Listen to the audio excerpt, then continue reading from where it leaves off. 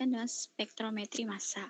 Metode ini dipilih karena memiliki selektivitas dan sensitivitas yang sangat tinggi. Steroid itu umumnya punya struktur kimia yang mirip satu sama lain, sehingga metode sederhana seperti KLT atau UPVs sering sulit membedakan antara senyawanya. Bagaimana Laila? Apakah sudah jelas jawabannya? Sudah, terima kasih.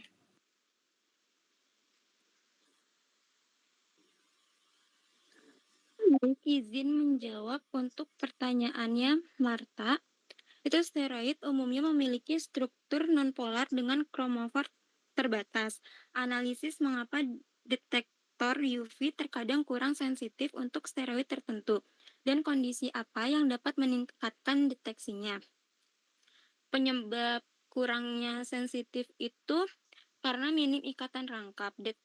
Detektor UV itu membutuhkan sistem ikatan rangkap untuk menyerap cahaya dan banyak steroid yang bersifat jenuh atau hanya punya satu ikatan rangkap terisolasi sehingga daya serap energinya itu sangat lemah dan panjang gelombangnya itu juga rendah. Steroid tanpa kromofor kuat itu hanya dapat menyerap di bawah 210 nanometer. Nah, di area ini pelarutnya sering ikut menyerap cahaya sehingga muncul banyak gangguan yang menutupi sinyal steroid. Nah, cara untuk mendeteksinya itu dengan mereaksikan steroid dengan senyawa lain yang memiliki kromofor kuat agar lebih mudah atau terlihat oleh sinar UV dan menggunakan pelarut yang transparansi UV tinggi agar bisa memantau di panjang gelombang rendah tanpa gangguannya. Itu apakah sudah jelas? Kak Marta? Berarti kalau misalkan kromosom UV itu kurang terbaca, bisa pakai metode apa? Apa ada metode lain gitu yang bisa digunakan ya supaya panjang gelombang tadi bisa kebaca dengan jelas?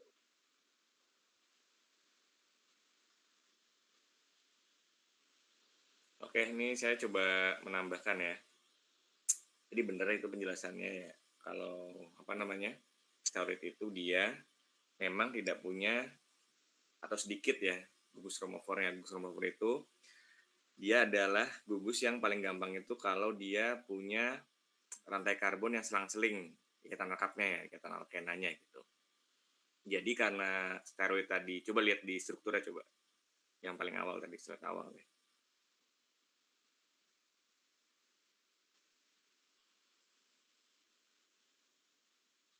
Tadi, nah ini deh dulu. Di situ kelihatan bahwa kebanyakan, walaupun nggak semua ya, itu kita bisa lihat di yang jenis diosgenin itu kan walaupun dia siklik semuanya atau tertutup, tapi yang punya ikatan rangkap cuman yang di cincin B doang tuh di situ atau cincin B saja. Nah, ketika dia terbatas jumlah ikatan rangkapnya yang tidak seling-seling, maka dia akan sulit untuk menyerap sinar UV gitu. Nah, biasanya supaya nanti dia bisa tetap dianalisis, tetap bisa menyerap sinar ya, boleh UV ataupun sinar tampak ataupun visible gitu. Itu nanti si obatnya atau si steroid di sini nanti bisa direaksikan dulu dengan beberapa bahan yang punya warna gitu. Nanti ketika dia sudah berwarna, baru bisa dideteksi dengan menggunakan sinar tampak biasanya. Gitu.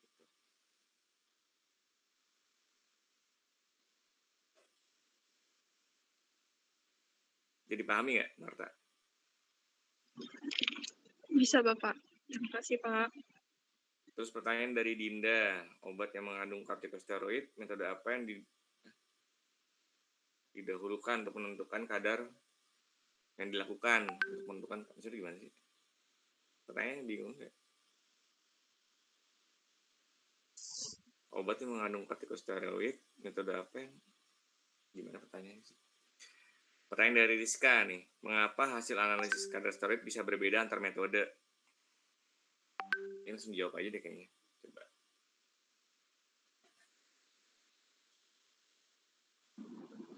Saya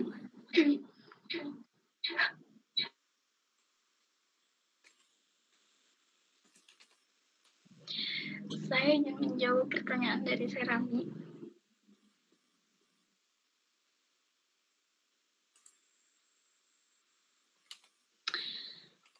Untuk memisahkan campuran kortikosteroid seperti dexamethasone, betamethasone, dan triamcinolone dalam suatu sediaan topikal, itu pilihan yang paling optimal adalah menggunakan kolom fase terbalik.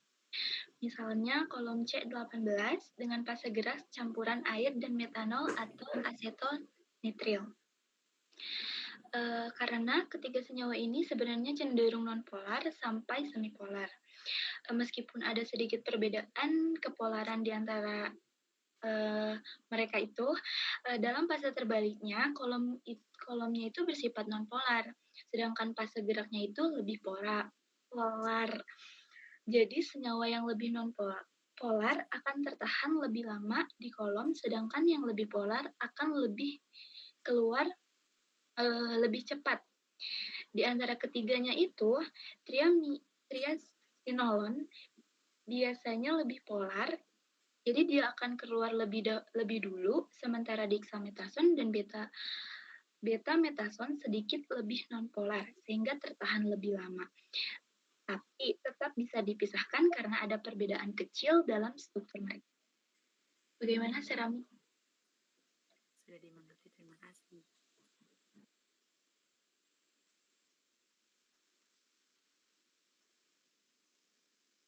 Gimana Serami? Ya, sudah dimengerti, Bapak. Emang udah ngerti ya? Ini saya coba tambahin sedikit ya. Jadi fase terbalik atau fase normal, bukan fase terbalik dan fase normal itu bukan jenis kolom ya, itu adalah sistem sebenarnya ya. Ketika kalian misalnya gunain HPLC ya, HPLC atau KCKT sama aja, kromatografi cairan derajat tinggi yang pakai instrumen itu, kalau kalian pakai kolomnya itu dia polar, sementara nanti kalian pakai kolom itu kan berarti kan fase atau bagian yang fase diam yang polar ya, dan kalian gunakan pelarut atau solvent atau berarti dia adalah fase geraknya itu non polar, itu berarti kalian menggunakan fase normal atau sistem normal ya. Nah kalau kalian balik, berarti yang si kolomnya atau fase diam itu dia non polar, tapi kalian gunakan fase geraknya itu yang polar, misalnya kayak etanol, metanol dan lain-lain itu. Berarti kan fase diamnya kan yang C18 tadi ya, itu kan berarti kan yang sistemnya non polar. Nah itu adalah sistem fase terbalik. Jadi itu bukan jenis kolom ya, tapi lebih ke sistemnya gitu. Nah karena si dexamethasone, kemudian betamethasone dan triamcinolone ini adalah tiganya adalah jenis obat yang nonpolar, maka dia bisa lebih mudah dipisahkan dengan menggunakan fase terbalik karena menggunakan kolom yang nonpolar juga. Jadi dia tertahan lebih lama tadi betul, dan juga bisa dipisahkan dengan baik gitu.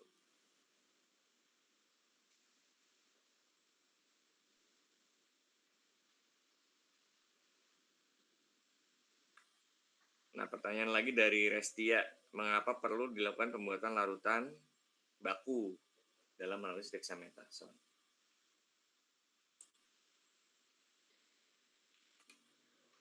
Baik, saya akan menjawab pertanyaan dari Dinda kelompok 8. Obat yang mengandung kortikosteroid, metode apa yang harus dilakukan untuk menentukan kadar kortikosteroidnya? Jadi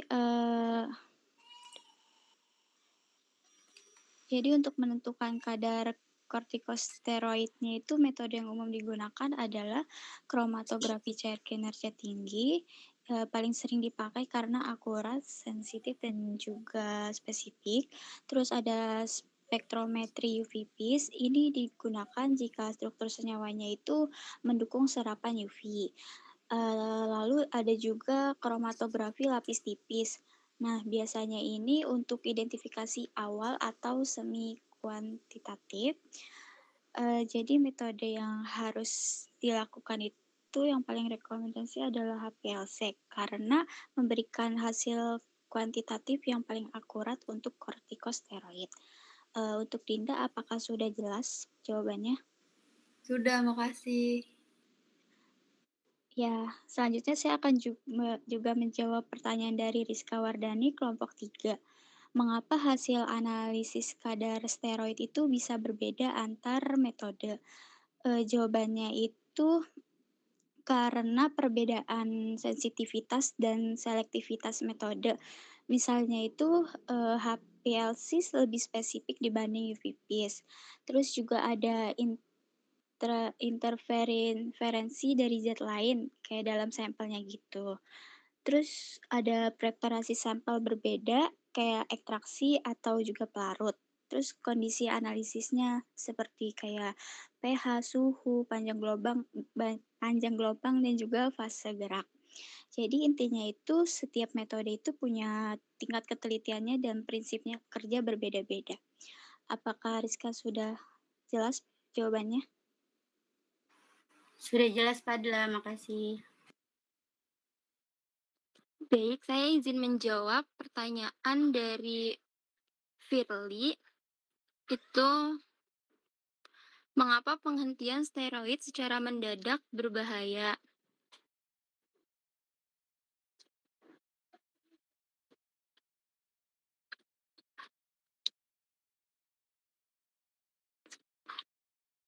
Itu karena secara alami tubuh itu dapat memproduksi hormon steroid melalui kelenjar adrenal. Nah, saat seseorang mengkonsumsi obat steroid dalam jangka yang panjang, itu otak dapat menangkap sinyal bahwa kadar steroidnya itu sudah cukup tinggi dan mengakibatkan otak memerintahkan kelenjar adrenal untuk berhenti berproduksi sementara. Nah, jika obat yang digunakan dihentikan secara tiba-tiba, itu akan tidak bisa bekerja dengan normal dan menyebabkan tubuh mengalami kekosongan hormon steroid yang sangat dibutuhkan untuk fungsi vital dan seperti mengatur tekanan darah dan gula. Nah, bahaya dan itu dapat membahayakan krisis adrenal seperti penurunan tekanan darah secara drastis atau shock, kelemahan otot yang parah, mual, muntah, dan nyeri perut, hingga penurunan kesadaran hingga koma. Dan untuk menghindari itu semua, dosis steroidnya itu harus diturunkan secara bertahap. Itu bertujuan untuk memberikan waktu bagi kelenjar adrenal untuk perlahan-lahan mulai memproduksi hormon kortisol alami kembali. Untuk Firly, apakah sudah jelas?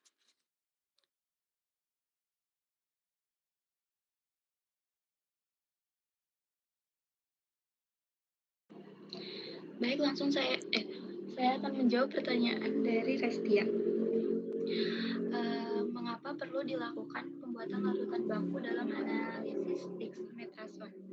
Larutan baku perlu dibuat dalam analisis dexamethasone itu karena digunakan sebagai pembanding yang sudah diketahui kadarnya. Dengan larutan baku ini, kita bisa membandingkan hasil sampel, membuat kurva kalibrasi, dan juga memastikan pengukuran alatnya itu benar. Jadi, supaya kadar dexamethasone dalam sampel itu bisa dihitung dengan tepat dan juga tidak asal nebak.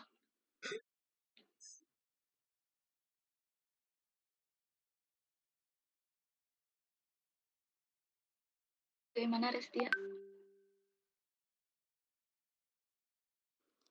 Sudah, terima kasih Fatma. Baik, saya akan menjawab pertanyaan dari Hilda kelompok 9. Apa yang akan terjadi jika panjang gelombang yang digunakan tidak sesuai? Jika panjang gelombang yang digunakan tidak sesuai itu, maka absorbansinya itu tidak optimal. Kayak gak bisa terbaca, terus juga tidak maksimal gitu hasilnya. Terus hasil kadarnya jadi tidak akurat, terus sensitivitas itu menurun, terus resiko interferensinya itu meningkat atau jet lain itu bisa ikut terbaca pada panjang gelombang tersebut. Jadi penggunaan panjang gelombang yang tidak tepat pada metode seperti UV visible spectrometry itu akan menyebabkan hasil analisis itu menjadi kurang tepat, kurang sensitif dan tidak valid katanya. Bagaimana Hilda? Apakah sudah jelas?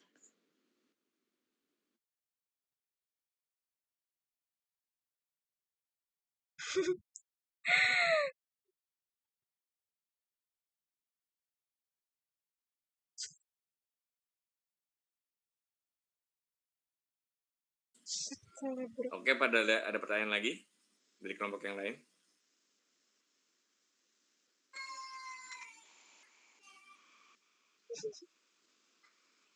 Oke, mungkin sudah tidak ada ya. Mungkin untuk kelompok ini ditutup dulu aja, nanti saya mau kasih materi sebentar ya.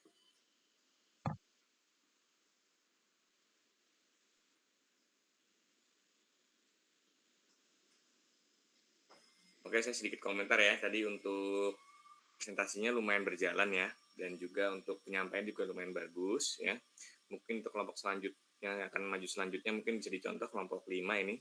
Walaupun tadi ada beberapa kekurangan sih. Yang pertama tadi dari bagian analisisnya itu saya nggak tahu ya, mungkin nggak ada analisis tentang yang konvensional ya, jadi langsung ke instrumental tadi, apa gimana? Coba dari kelompok 5. Ada nggak analisis yang konvensional menggunakan titrasi gitu? Ada nggak? Yang steroid? Apa nggak dapat sumbernya?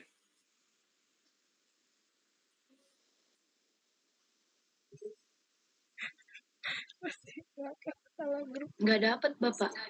Nggak ada ya? Terus juga tadi di bagian datanya sebenarnya tadi untuk pembuatan larutan bakunya kurang bagus ya si jurnalnya. Coba nanti untuk kelompok-kelompok selanjutnya itu kalian cari jurnal itu yang R-nya itu dia minimal 0,95 lah. Tadi kalau nggak salah saya lihat 0,8 ya. Jadi sebenarnya kurang bagus itu hasilnya dia. Gitu. Tapi overall lumayan bagus nih presentasinya dan juga diskusinya lumayan berjalan ya. Mungkin jadi contoh nih untuk kelompok 5 ya, dan jadi contoh untuk kelompok selanjutnya gitu. Ya saya harap juga makin bagus lagi sih di kelompok selanjutnya. Oke, mungkin saya mau share sebentar tentang materi steroid ya.